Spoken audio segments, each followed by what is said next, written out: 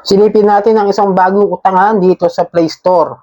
At matutuwa kaya kayo kung ano ang nasilip natin dito sa bagong utangan na ating i-review. Pero bago ang lahat, maglalamig po muna ako sa inyo. Pakisubscribe po ang aking channel, Johnny Depp. At kung nakatulong sa inyo ang aking honest overview, ay malaking tulong po ang inyong pag-like, malaking tulong din po ang pag-share. At para updated po kayo sa mga honest all reviews, pakihit lang po yung notification bell.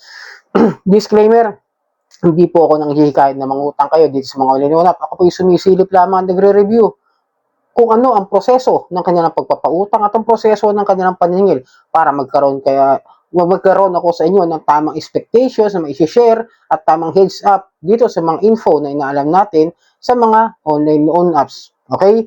At hindi rin po ako nanghihikayat na huwag magbayad ng utang. Ang utang ay utang, ito po yung responsibilidad. Okay? Ito po, silipin natin si Feso Funny. Nakakatawa. Feso Funny. Okay, pasok tayo. Let's go, get code. Yun nga lang, itong si get code, pagkabigay niya sa akin, ay lumalabas po na si Peso Funny ay isa pa lang under ni Janjeraran Happy Pera 2. Medyo familiar, di ba, yung Happy Pera? Na, hindi ko maalala kung nasubukan ko na yung Happy Pera, pero familiar siya dahil nare-review na rin siya ng ibang mga all reviewer, kaya medyo naririnig-rinig ko na. Pero hindi ko sure kung nagawa ko ba o hindi ko talaga na-applyan ko na o hindi ko na nagawa ng video. And then, etong si si Peso Funny, ang dami kasi scotch, daming SS. Si Peso Funny po ay hindi kasali sa list of recorded online lending platform ng SEC. So it means they are illegally operating. Okay? So pasok tayo, meron daw po siyang maximum loan amount na binibigay sa akin na 50,000 at 121 days at meron daw po siyang 0.05% day na interest rate. Uwe. Then, pagpasok, diretso agad sa ID verification. Yung mga ID na kailangan niya, o yung mga recommended ID type, yung mas mabilis daw ma-approve, itong mga driver's license, PRC, SSS, passport, postal, then the UMID. And then yung other options, the TIN, voter, and national ID, pag-ibig, at yung health card. And then personal information, yung mga basic information na kinakailangan na i-submit, ayan, yung loan purpose, kung ano ba, para saan ba gagamitin, kung ano bang paggagamitan, kung business ba yan, o kung ano man, di ba? And then, sa iba pang mga personal information na hinihingi niya is, meron po siyang hinihinging mga alternative na nga phone number, Facebook account, tsaka Viber account, pero optional po yun, okay?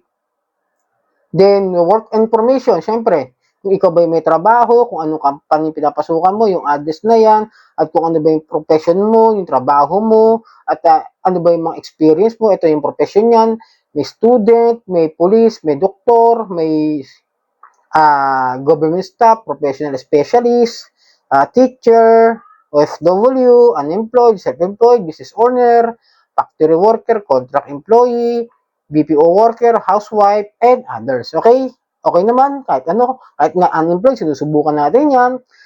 At siya po'y humihingi ng 5 emergency contact. Then, after that, the withdrawal info na po, yung e-wallet, syempre, gamit natin madalas e-wallet para sa pag-disburse ng ating hinihinging ina-applyan na loan kung saan siya mag-disburse ng pera. Then, ang offer po niya sa akin is 2,000 ang maximum credit limit.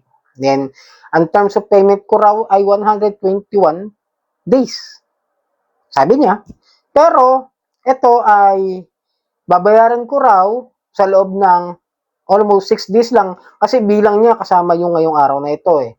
Bali, ang bilang niya, babayaran ko siya sa March 9. Anong araw pa lang ngayon? March 3, di ba? Pang ano ngayon? Unang araw agad ang bilang niya, yung apply ng araw na ito. And then, ang repayment amount na kailangan ko bayaran sa 2,000 is 2,275.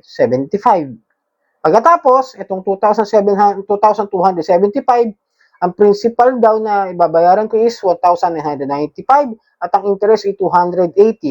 At ang nakakalokang katotohanan, yung service fee po niya, ibabawas po is 500. So it means, 1,500 lang po makukuha ko. Pagkatapos, babayaran ko siya ng 2,275 in just 6 days. So lumalabas, na yung kanyang interest is nasa 30 plus yung interest. Bukod pa ron sa 500 na babawas. Kasi kung sa 1,000 lang ang dapat nabayaran mo, kung 15%, dapat 150 lang, di ba? Almost 275 yung 2,000, di ba? Ang laki ng kinabig doon sa interest, ang laki pa ng binawas doon sa service fee. Medyo lugi ka talaga rito, mababaong ka talaga ng gusto sa utang. Tapos humihingi po siya ng 5-star rate. Then, not now, syempre, ayoko siyang bigyan dahil nga ang laki ng kukunin niyang babalik. Parang sinabi niya na utang ka, bayaran mo, tapos takihan mo yung tubo. Ganun lang yung ano ko sa kanya. Then, ayan, in review, then after a minute, dyan, reject. Okay? Medyo matagal. Siguro mga, ano rin, siguro mga ilang minuto rin. Hindi siya yung agad-agad na, medyo hapon ko na kasi sinubukan. Pero, yun lang po ang update ko sa inyo. Tandaan nyo, itong mga ganito klase ng mga ola, ay mas mabuting iwasan kesa utangan. Baka maging problema nyo lang in the future. So, sana nakatulong ang review ito. Muli maglalambing ako na pakipollow po o pakisubscribe ang aking channel, Johnny Depp. Maraming po salamat sa uulitin.